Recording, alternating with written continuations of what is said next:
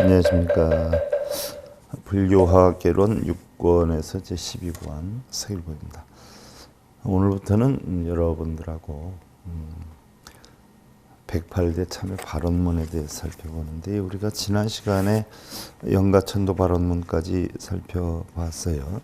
이제 발언 가운데 108대 참회 발언문인데요.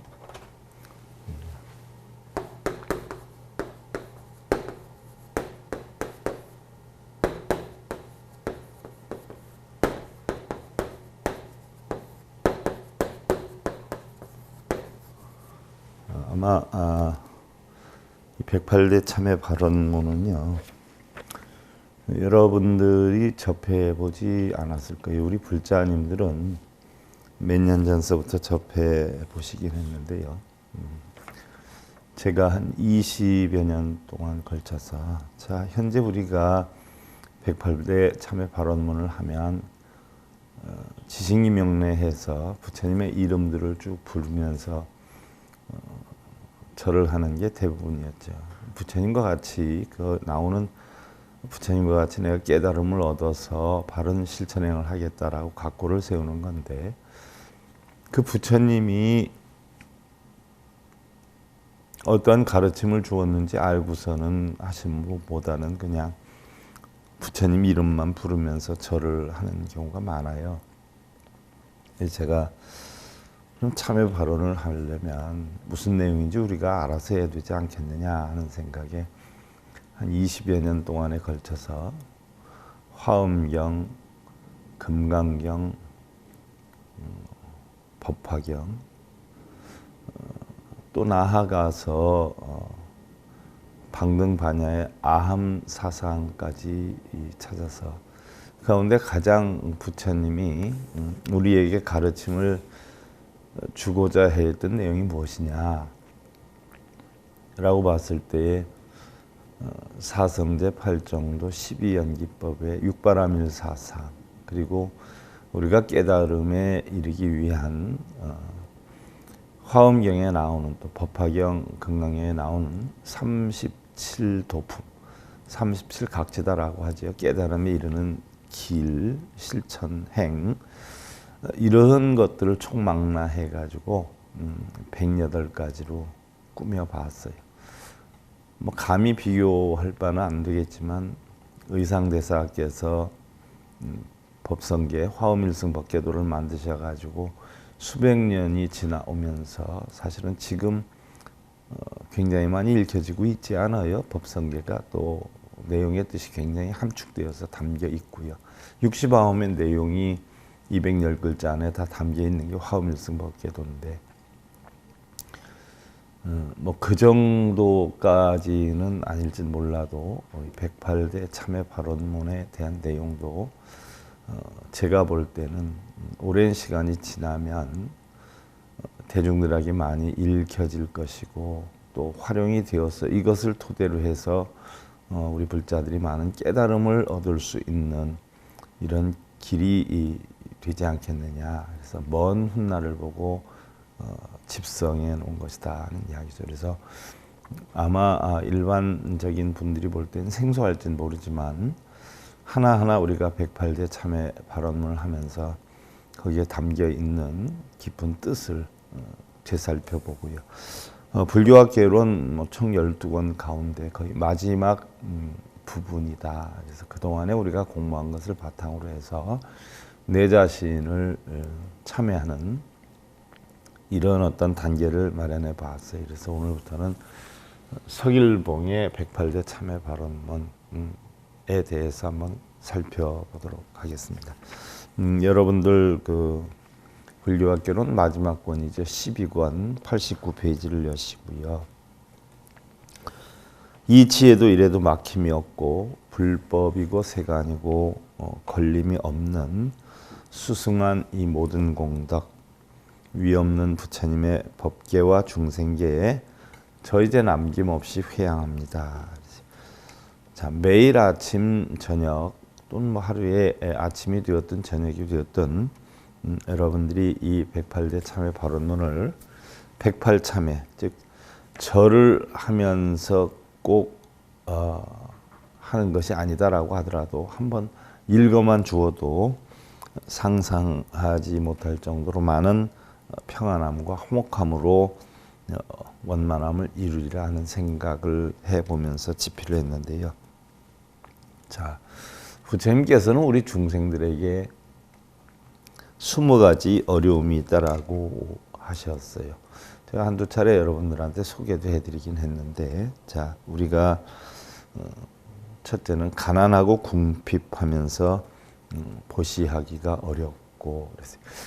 그렇죠. 가난하면서 궁핍하면서 어떻게 보실래요? 그러나 물질적인 보시는 힘이 든다라고 하더라도 우리가 재물이 없이 하는 그런 무죄칠시의 보시가 있지요. 뭐 상대방을 보고 미소를 지어준다든가 포근함을 준다든가 또 연장자 되시는 분들이 뭐 무거운 짐을 들고 갈 때에 들어준다든가 자리를 양보해 준다든가 따스한 말을 하고 힘든 일이 있을 때 그분에게 이야기를 들어준다든가 뭐 이런 무죄칠시다라고 하는 재물이 없이도 하는 그런 보시도 있지만 일단 어떻게 됐든 우리가 가난하고 궁핍하면 사실은 자기의 마음 추스르기도 바쁘지요. 그래서 부처님 말씀 가운데 그런 내용이 있어요.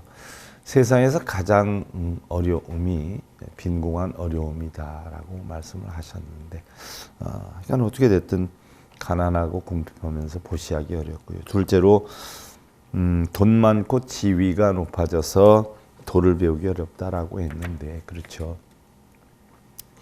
우리가 하는 일이 잘 풀리고 명예와 권력을 잘 얻게 된다면 대부분이 도를 이행하는 것보다 자기가 훌륭하고 자기가 잘나서 잘 되는 줄 알고 있기 때문에 도라라고 하는 것은 정신적인 어떤 역량인데 이루기가 어렵다. 다 자기가 훌륭해서 이루게 되는 줄 알기 때문에 다소의 자만심, 교만심이 있어서 나를 버리고 비우는 도를 이루기가 어렵다는 이야기고요. 세 번째로 목숨을 던져 죽기를 바라기 어렵고 그랬어요. 그렇죠.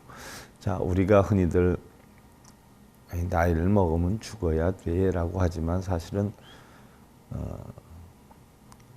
정말 죽음을 행하는 게 쉬운 일은 아니에요. 저도 몇 번 시도를 철없을 때 했었는데 쉽지는 않더라고요. 중국에서 어떤 일이 있었는데 어떤 도인이 맨날 절에 가서 부처님한테 아이고 부처님 이제 저를 제발 좀 데려가 주세요. 도대체 사는 것도 힘들고 자식한테도 존경을 받지 못하고 이렇게 살 바엔 차라리 죽는 게 나으니까 제발 부처님 데려가 주세요 하고 절에 가서 기도를 하고 하는데 그 당시에는 뭐 사실은 전쟁이 많이 일어났던 그런 시기이기도 했어요. 그래서 사실은 전쟁에서 진 사람들이 도망을 다니다가 절 같은 데 많이 은거하고 숨기도 했는데 어떤 사람이 바로 절로 숨어 들어가서 우리나라 같지 않고 중국에는 불상들이 엄청 큰 경우가 많잖아요. 규모가 어마어마하지요. 뭐 우리나라 뭐 예를 들어서 국보라고 하는 석굴암에 있는 부처님 정도 크기다라고 하면 뭐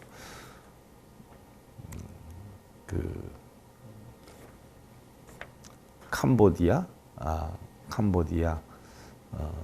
앙코르왓 거기 가면 사실은 뭐 바위를 깎아서 수백 수천의 부처님이 조각을 이루고 있는 분들이 많지 않아요?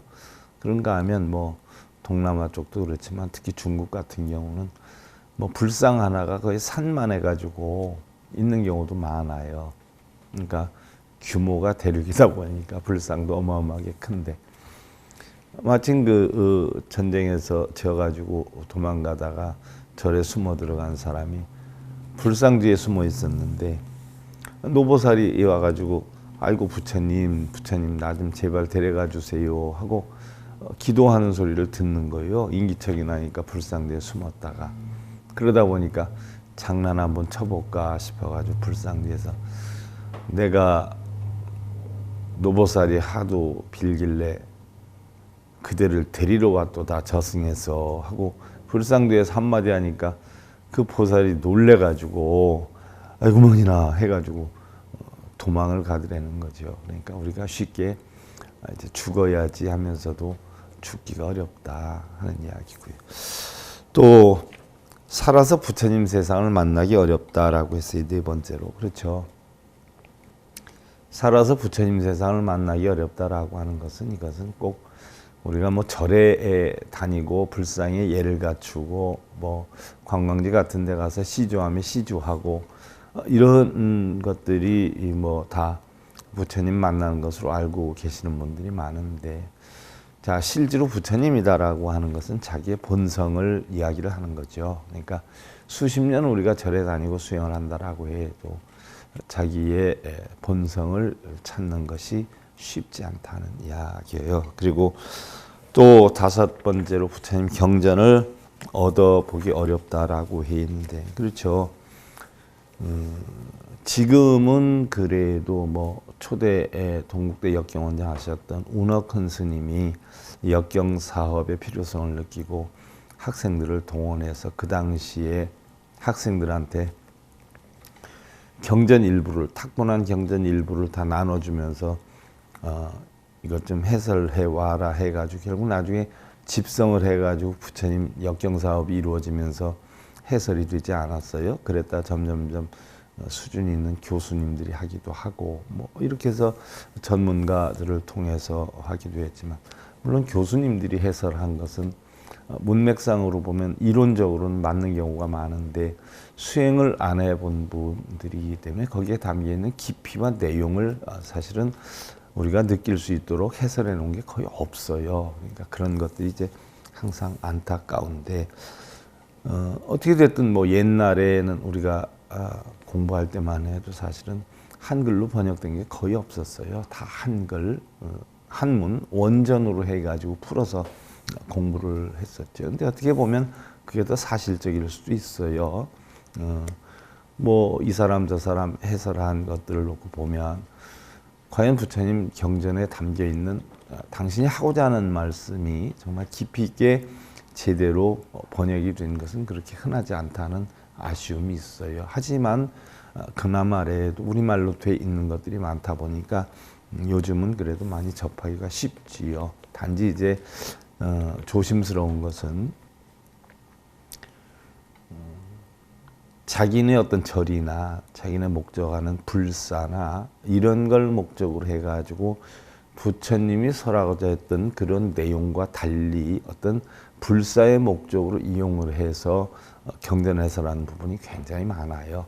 천도제를 전문으로 하는 이런 절에서는 뭐 지장사상 같은 것을 사실 천도제를 할 수 있게끔 유도를 해가지고 해설을 해놔서 그걸 위주로 또 천도제를 한다든지 불사를 시킨다든지 이런 어떤 영리를 목적으로 번역을 해놓은 것들이 많다 보니까 사실 자칫 요즘 경전 잘못 보면 문제가 있을 수 있죠. 그래서 꼭 경전을 볼 땐 한글로만 돼 있는 것은 절대로 보지 말아라라고 저희들은 배웠는데 또한 스님들이 풀어놓은 거다라고 하더라도 스님들의 개인적인 감정이 들어가서 개인적인 생각으로 어떤 불사를 목적으로 아니면 천도제를 목적으로 한 경향이 많다 보니까 자칫 그런 거를 접하다 보면 부처님의 가르침을 배우기보다 잘못된 번역에 사실 그것이 마치 부처님의 가르침인 듯 해가지고 우리가 어떤 오판될 우려가 있다는 이야기죠. 어떻게 됐든 부처님 바른 가르침의 경전을 제대로 우리가 보거나 거기에 대한 뜻풀이에 대한 해석을 알기가 쉽지는 않아요. 또 그런 거를 어느 정도 공부를 해가지고 전해주는 분들이 얼마만큼 과연 깊이 있게 진실되게 전해주냐는 게 문제이기도 하고요. 또 여섯 번째로 색심과 욕심을 참아내기 어렵다라고 했는데, 색심이다라고 하는 것은 뭐 우리의 어떤 색이라기보다는 물질을 뜻하는 거지요. 우리가 물질이나 명예나 권력을 보면 사실은 갖고 싶어 하고 소유하고 또 오르고 싶어 하는 마음이 있기 때문에 그러한 어떤 욕심을 참아내기 어렵다. 사실 우리 육신을 가지고 있기 때문에, 육신이 없으면 눈, 귀, 코, 의 몸이 없으면 사실은 그런 탐욕심이 없거든요. 그러니까 육신이 있기 때문에 우리는 고통을 만드는 근원이 돼요. 눈, 귀, 코, 의 몸 뜻이 색성량 비촉법이라는 대상물을 보고 자기의 역량대로 만들고자 하는 욕심이 일어나는 것이기 때문에 우리가 육신을 가지고 사실은 탐욕심을 멈추기가 쉬운 일은 아니다는 이야기죠. 그래서 우리 불교에서 가장 중요시 여기는 게 삼독이다라고 해서 탐진심을 없애는 수행을 하는 것을 우리 불교의 수행이다 이렇게 표현을 하고요. 또 일곱 번째는 좋은 것 보고 가질 생각 내지 않기 어렵고, 그러죠. 우리가 일단 시비분별 집착에 빠지면 뭐 좋고 나쁨을 구분한다거나 행복과 불행을 구분한다거나라고 했을 때, 자기가 판단했을 때 좋은 것이다 라고 하면 그것을 소유하고 싶어하는, 또 사랑하고 싶어하는 이런 마음이 든단 말이죠. 그래서 변해가는 것이다는 이치를 모르는 무명 때문에 우리는 어떤 접촉을 원하고, 접촉을 하면 사랑을 느끼고, 모든 물건들도 마찬가지죠. 취하고 싶어 한단 말이에요. 뭐 요즘 핸드폰도 시계로, 워치 핸드폰으로 또 나오다 보니까, 그걸 보니까 사람들이 또 갖고 싶은 욕망이 생기는 것처럼 눈이 코에 몸듯이 작용을 하면 그것이 갖고 싶어 하고, 어떤 애착, 아집 이런 것이 형성이 돼서 그러한 마음을 사실 누르기가 쉽지 않다는 얘기죠. 또 여덟 번째로 남에게 욕을 먹고 성내지 않기 어렵고, 그지요? 이게 눈, 귀, 코, 의 몸 뜻의 작용이란 말이죠. 남에게 야단을 맞았어요. 욕을 먹었어요. 귀로. 근데 사실은 우리 귀를 통해서 듣지만 마음에서 듣는 거 아니에요? 그러면 나 잘못했다라고 하고 내가 모자르다라고 욕을 먹으면 당연히 화가 안 날 수가 없어요. 그래서 우리가 그거를 인내하고 참기 위해 수행을 하는 건데, 사실 중생의 입장으로서 정을 갖고 있으면 다 중생이잖아요. 그러니까 어렵다는 이야기죠. 또 아홉 번째로 권세를 가지고 뽐내지 않기 어렵고, 그러죠. 승려가 됐든 사회인이 됐든 어느 정도 권세를 가지고 무슨 장관이나 이렇게 발령을 받으면, 부임을 받으면 다음 날부터는 목소리가 달라지더라고요. 인터뷰하는데 보니까 깔고 하고 걸음걸이도 무게감이 있고, 어떻게 보면 자기의 지위나 권위를 지키기 위해서 하는 그렇게 나쁘진 않겠지만 너무 많이 바탕에 깔려 있어요. 척이라고 하나요? 뽐낸다고 하나요? 또 아닌데 또 보는 사람이 그렇게 볼 수도 물론 있겠지만은요. 사실은 자기 마음속에 그런 영향이 어떤 명예나 권력 가지고 뽐내지 않기 어렵다. 또 일을 당했을 때 무심하기 어렵고, 그죠? 어떠한 일을 당했을 때 우리가 불교에서 배우는 게 무심, 또 무념무주 이런 걸 배우는데, 사실 그게 쉽지가 않기 때문에 우리의 어떤 수행의 근본으로 보는 거예요. 육조 단계의 무념무주, 무상, 또 반야바라밀사상 들어가 있고요.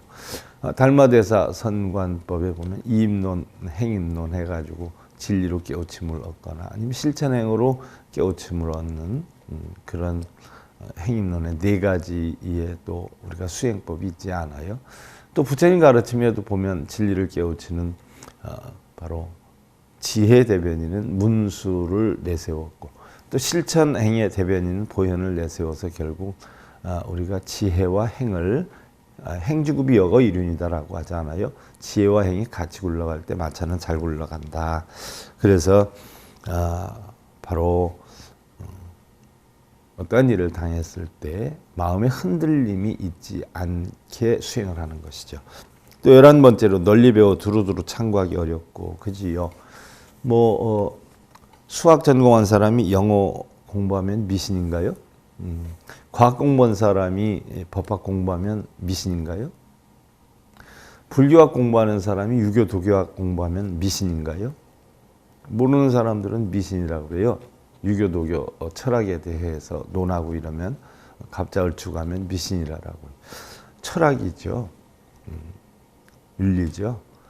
자기 아는 것만 옳고 자기 아는 것만 아는 부분에서 벗어나서 우물한 개구리에서 이탈을 해야 되겠죠. 세상의 넓은 세상도 구경할 줄 알아야 돼요. 아무리 승려다라고 하더라도 부처님은 160과목을 공부해서 터득을 한 그런 입장을 놓고 볼 때 우리 승려다라고 하더라도요.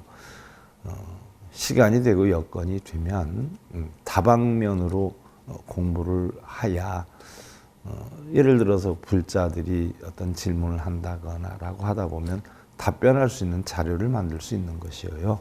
그러니까 널리 배워서 하나라도 더 알아서 유교 도교학 공부하는 게 나쁘겠어요? 좋죠. 근데 그런 거 해서 장사를 하니까 그런 거 하지 말아라라고 했는데 부처님도 다 했지 않아요? 우바니샤드 철학이나 천문학이나 지리학이나 그 당시에 점성학, 별성자, 점성학 다 했죠. 했는데 그것을 업으로 삼아 가지고 한 것이 아니라 중생 구제 차원에서 했던 거죠. 어떻게 사용하느냐에 따라서 다르죠. 칼을 예를 들어서 위험한 것이니까 집에 안 둔다. 그것도 문제가 있죠. 칼을 생활 필수품으로 도구로 음식 장만하고 자르고 할 때 사용하지만 그걸 나쁜 곳에 사용하지 않으면 되죠. 그래서 유교 도교학도 자기가 어떤 영업을 목적으로 하는 것이 아니라 중생들을 바르게 이끌기 위해서 한다라고 하면 그러한 학문도 필요한 거죠. 또 12번째로 암안심을 버리기 어려우며, 그죠? 자기의 자만심. 13번째로 무지한 사람을 얕보지 않기 어렵고, 그죠? 자기보다 돈이 없거나 권력이 약하거나 이런 사람들을 얕보는 성향이 적지는 않죠. 이것을 요즘 말로 표현하면 갑질이다라고 하는데 군데군데 곳곳에서 갑질이 많이 일어나는 것 같아요. 계급사회에서는 더 하고요.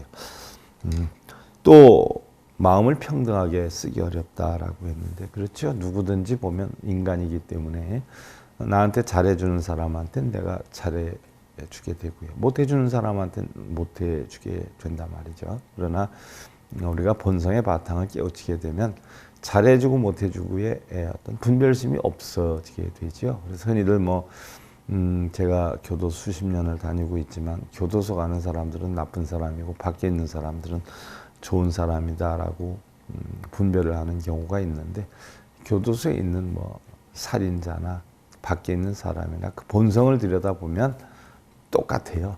똑같은데 단지 사용 방법이 달랐기 때문에 사람으로서 해서는 아니 될 일을 했다. 또 우리가 법으로 규정한 부분에 대해서 해서는 안 될 일을 만들어 놨는데 그걸 했다라고 했을 때 우리는 범죄자다 이렇게 표현을 하고요. 또 안 했다라고 하면 훌륭하다라고 표현을 하지만 우리의 본성 바탕에는 범죄자도 없고 훌륭한 사람도 없지요. 그래서 그 이치를 알아서 평등심을 깨쳐라라고 하는 거죠. 그래서 일반 사람들은 평등하게 쓰기 어렵다라고 했고 15번째로 남의 옳고 그름을 말하지 않기 어렵다라고 했죠.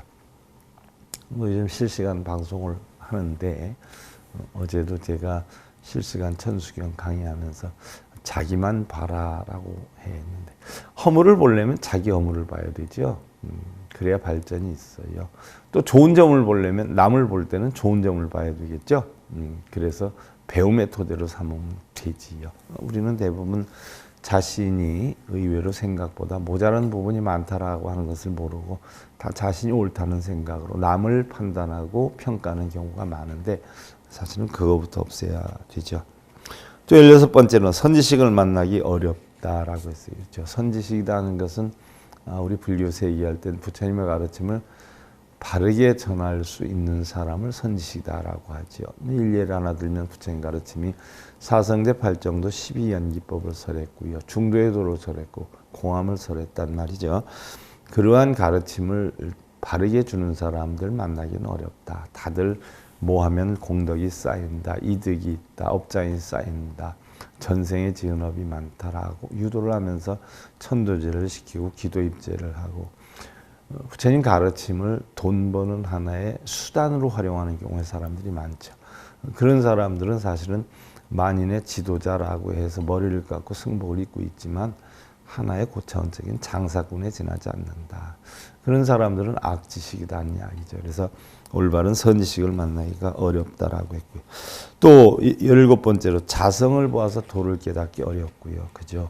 쉬운 건 아니에요. 그렇다라고 해서 이치만 알면 어려운 것도 아니에요. 부처님과 어떤 깨달음은 아니다라고 하지만 비슷한 정도의 역량은 우리가 얼마든지 만들어갈 수가 있어요. 바른 선지식을 만난다면. 또 18번째로 형편에 따라서 교화를 해서 사람을 제도하기 어렵고 자 응병예약 대기설법이다라고 하지요. 몸이 아픈 사람이 자기 질병에 따라서 약을 먹는 것과 같이 부처님은 중생의 근기에 따라서 그 질병에 맞는 환자의 약을 투여하는 것처럼 중생들을 제도한다라고 했는데 이런 것들이 또한 어려운 일이다라는 이야기죠. 또 19번째로 어떤 경우를 당해서 마음이 움직이지 않기 어렵고 그죠? 우리가 희로애락을 겪는데 그 희로애락에 따라서 마음이 움직여지지 않기 어렵다는 이야기죠. 이게 일종의 중생상인데 그래서 우리 불교에서는 응무소지 이생기심이다라고 해서 절대 머무는 바 없이 마음을 내라라고 했어요. 자기 희로애락, 자기가 좋아하고 싫어하고 분별을 만들어서 좋은 쪽으로만 가고 집착하려고 하고 또 나쁜 쪽에 집착을 해서 번뇌를 하고 근심 걱정을 하는 이런 경우가 대부분이기 때문에 그걸 버려라, 비워라. 그래서 마음을 움직이지 말아라는 수행을 가르치고 있죠. 또 20번째로 선방편을 잘 알기 어렵다라고 했어요. 선방편이다라고 하는 것은 우리가 선자를 쓰니까 착한 방편 이렇게 해석들을 많이 하는데요. 냉정히 살펴보면 바른 방편을 뜻해요. 바른 방편은 뭐냐? 시비분별 집착이 없이 부처님의 가르침을 깨우칠 수 있게 하는 방법을 방편이라고 해요. 예를 들면 우리 방편하면 뭐 기도도 방편이라고 그러고 천도제도 방편이라고 불사도 방편이라고 그냥 전부 방편으로 쓰는데 뭐 천도제니 기도니 뭐 불사니 이건 방편이라기보다도 장사죠. 장사. 일례를 하나 들어보면 방편이라는 것은요. 오온이 공한 이치의 깨달음을 얻게 하기 위한 방법이에요. 그러면 오온이 공한데 기도를 하면 복이 온다. 천도제를 하면 집이 편안해진다. 편안해지고 복이 온다라는 자체가 없는 일회평등한 이런 마음을 만들기 위한 방법을 방편이라고 하는데 거기에 해당하는 것이 아니잖아요. 얼토당토 다르지 않아요. 근데 그런 용어를 그런 데다 막 갖다가 써요. 그런 것은 방편에 대한 올바른 가치나 이해도가 없는 사람들이 좀 더 심하게 표현하면 무지한 사람들이 딴 생각을 가지고 쓰는 경우가 많다. 자, 우리가 참회 발언에 있어서 참선에 대해서 살펴보겠어요. 자, 참선이라는 것은 화두를 들고 불도를 수행하는 선정의 한 방법이다. 간화선을 이야기하는 것이기도 해요. 뭐 일단 우리가 선이다라고 하면요, 부처님 선을 뭐라고 해요? 부처님 선을 열애선이다라고 해요. 그러면 그 열애선은 주로 뭐예요? 명상에서 형성이 돼요. 명상. 그럼 어떤 명상을 하느냐?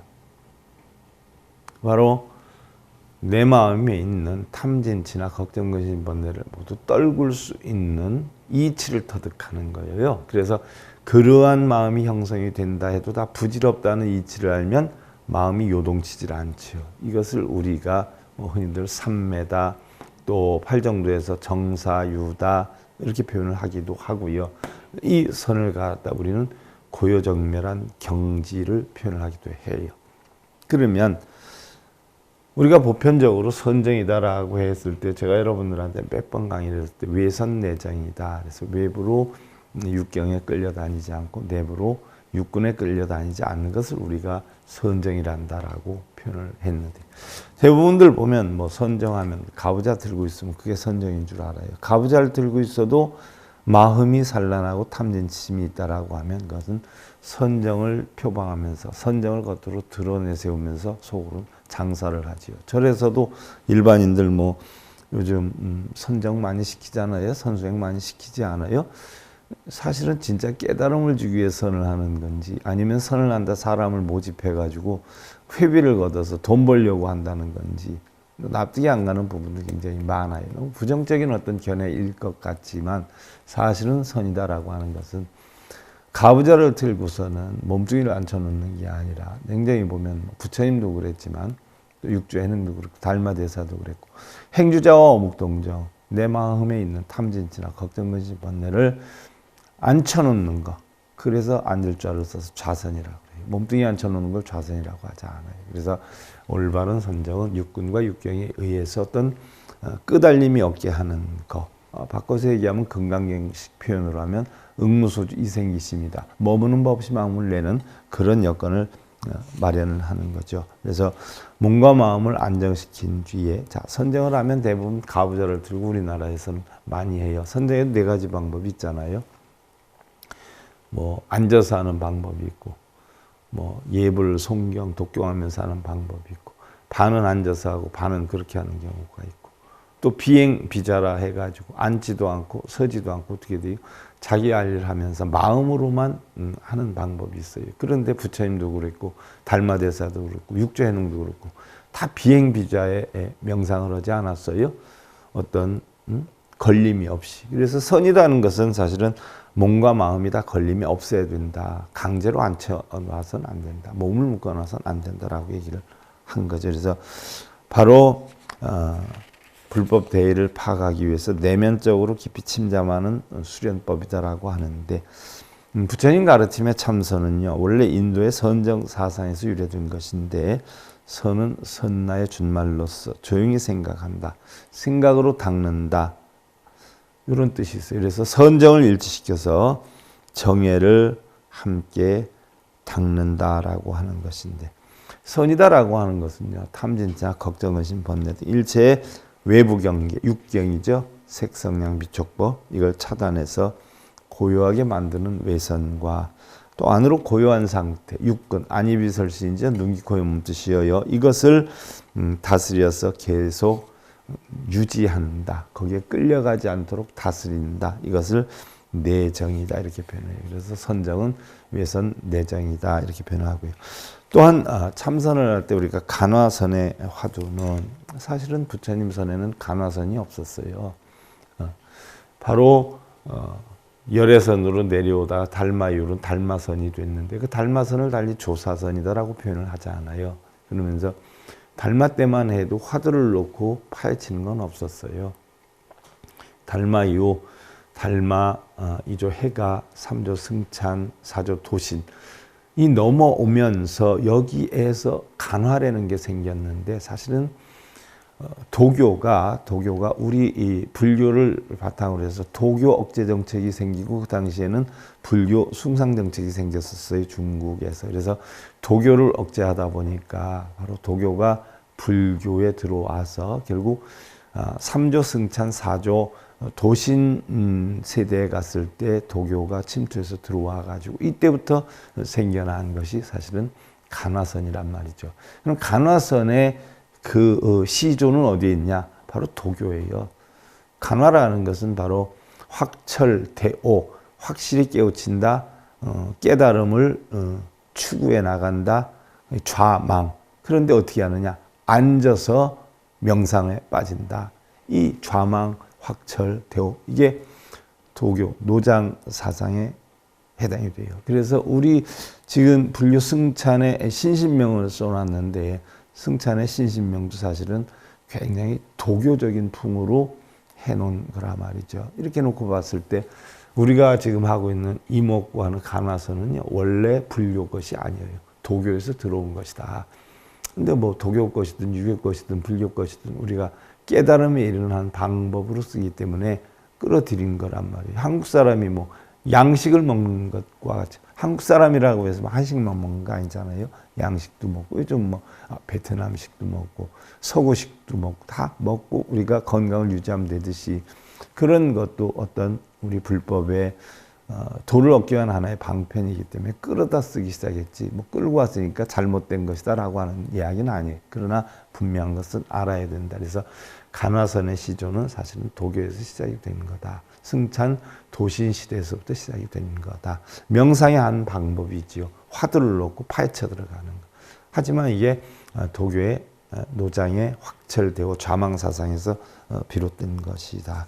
그러나 어떻게 됐든 바로 간화선의 화두는 부처님 가르치면 내용을 몇 마디 말이나 개송으로 던져서 대중으로부터 큰 의심을 내게 해서 화두 내용에 끊임없는 정신 집중으로 불법의 핵심을 직접적으로 파고 들어가서 본래 갖추고 있는 청정하고 평등한 마음의 경지를 찾게 하는 것이다 라고 하는데 오히려 그러한 것은요 방금 설명했듯이 도교 사상에 가까운 것인데 일단 선은 열애선 그죠? 그래서 달마선으로 뻗어나갔는데 달마선에서부터 형성된 게 이제 묵조선, 간화선 이렇게 뻗어나갔어요. 그래서 묵조선은 보편적으로 우리가 침묵을 하면서 명상을 하는 것이고요. 간화선은 바로 화두를 놓고 하는 거란 말이죠. 그래서 서일봉의 108대 참회 발언문, 자 참선에서부터 우리가 확실히 알고 참회 발언까지 가고자 오늘 첫 번째 시간을 했어요. 자, 불교학교론 6권에서 12권 오늘 다음 시간에 이어서 살펴보기로 하고요. 그동안 서일봉이었습니다.